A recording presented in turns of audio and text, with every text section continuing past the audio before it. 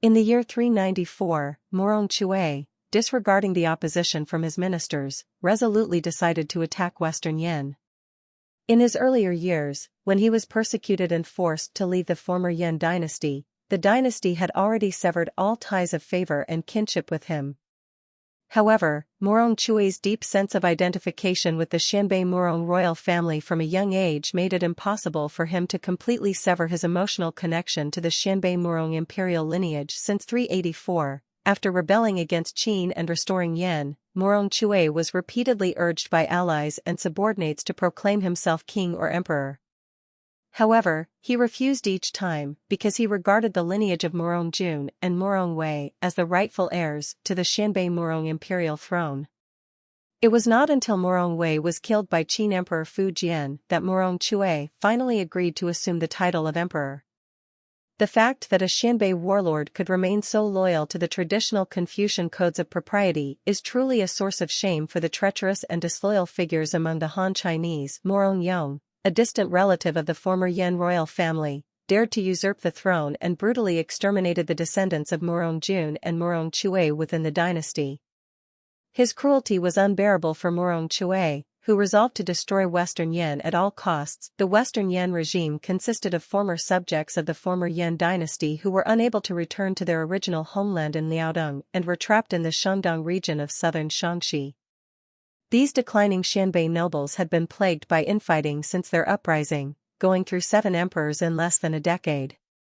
Fearful of Murong Chui's formidable reputation, they lacked the courage to break out of the Taihang Mountains to challenge him. Stretching continuously from north to south, the Taihang Mountains form a series of towering ridges. Since ancient times, they have served as a natural barrier between the Lus Plateau in the west and the North China Plain in the east. To cross the Taihang Mountains from the eastern North China Plain, one must navigate a few treacherous mountain passes. Relying on the natural defensive advantage of the Taihang Mountains, Murong Yong entrenched himself on the Shandong Plateau, waiting for the right moment to act. In 394, Murong Chui dispatched Prince Murong Zan of Danyang and General Zhang Chong to launch an attack on Jinyang, modern-day Taiyuan, located in the northern part of Western Yan, starting from the Jingxing Pass. In response, Murong Yong immediately reinforced the defenses of Jinyang and stationed 50,000 elite troops on both sides of the Zhang River to guard the Huku Pass, aiming to prevent Murong Chui's forces from launching an assault on the Western Yan capital, Changzi. Murong Yong stockpiled provisions in the area and built fortified walls for added defense, naming the fortification Taibi. Murong Chui personally led a force of 70,000 troops southward from Zhongshan, assembling them southwest of Yi City. He created an impressive display, deliberately presenting the appearance of a later Yan army preparing to attack Western Yan through the central mountain passes of the Taihang Mountains. When Murong Yong heard rumors about Murong Chui's troop movements, he believed them to be true and became extremely anxious. He dispatched forces along multiple routes to tightly guard the key passes of the Taihang Mountains, aiming to prevent an invasion by the later Yan army. But as a month passed with no action from the later Yan army, Murong Yong became deeply puzzled. He thought to himself, Murong Chui is a god of war, experienced in leading troops and fighting battles for years. There's no way he wouldn't understand the principle of speed is the essence of war. That's absolutely impossible. Could it be that Murong Chui's display of preparing to attack Western Yan through the central passes of the Taihang Mountains was a deception? He began to suspect that this was a stratagem straight out of the art of war, the feint to the east, strike to the west and lure the tiger out of the mountain tactics. Indeed, Murong Yong suddenly realized the truth. He became convinced that Murong Chui's arrangements were intended to confuse him. It was highly likely that Murong Chui had already divided his forces to move through the Zhiguan Pass and Taihang Gorge in the southern Taihang Mountains. These routes, with their wider roads, were more suitable for large troop movements and battles, setting the stage for a pincer attack on Western Yan's capital, Changzi, from both the north and south. He thought to himself, what a close call.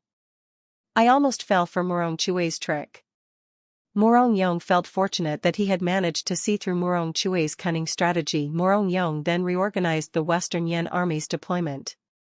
He left only a single force stationed at Taibi to protect the supplies and logistics, while the main forces moved south to Tianjin Pass. He also redeployed troops from the Eastern Front to act as engineers, completely blocking the wider Taihang Gorge with stones to prevent Murong Chui's Later Yan cavalry from advancing quickly. At the same time, he stationed his main army atop Zhiguan Pass. Murong Yong believed this defensive strategy was flawless, leaving no opportunity for Murong Chui to exploit. Unfortunately, this was precisely what Murong Chui had intended all along. On April 20, 394, Murong Chui personally led a large army to launch a fierce attack on the already weakened Fuqua. At this time, the Western Yan Army's northern front had only a limited number of troops left.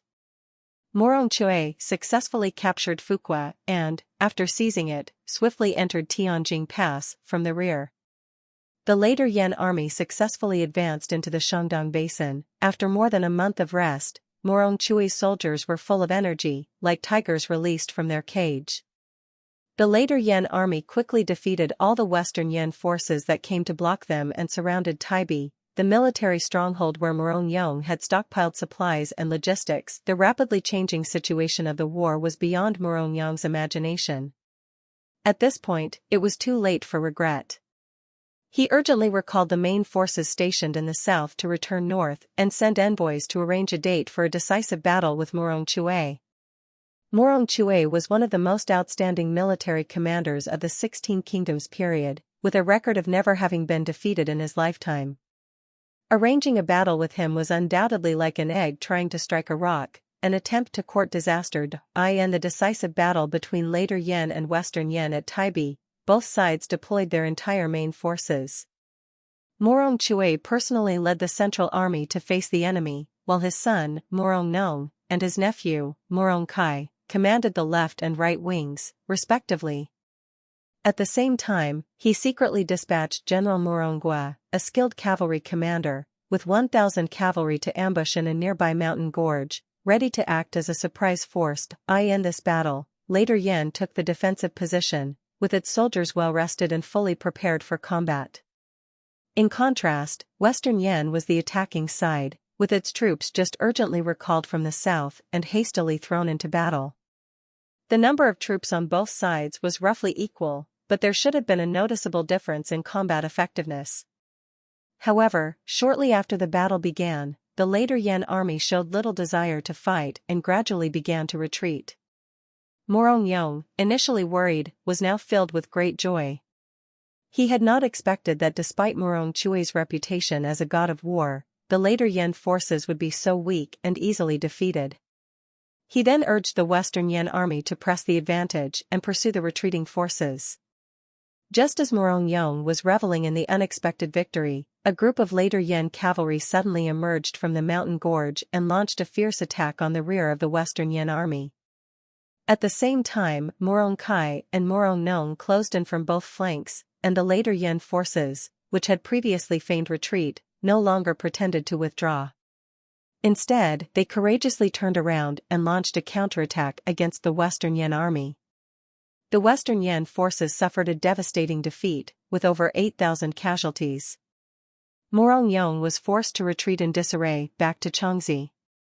Upon hearing the news, the defending general at Jinyang abandoned the city without a fight and fled. Jinyang fell into the hands of the Later Yan army. Murong Chui's forces surrounded the Western Yan capital, Changzi. Most of the military and civilians in the Western Yan regime were former subjects of the former Yan Dynasty and held little personal animosity toward Murong Chui, the emperor of Later Yan. When they saw Murong Yong's army defeated, they began to desert him, and soon Changzi became an empty city. Murong Yong had sought help from Eastern Jin and Northern Wei, and both states were willing to send reinforcements. However, before the reinforcements arrived, a rebellion broke out within Changzi.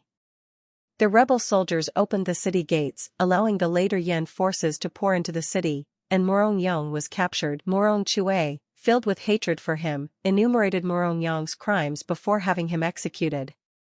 With this, Western Yan was completely destroyed.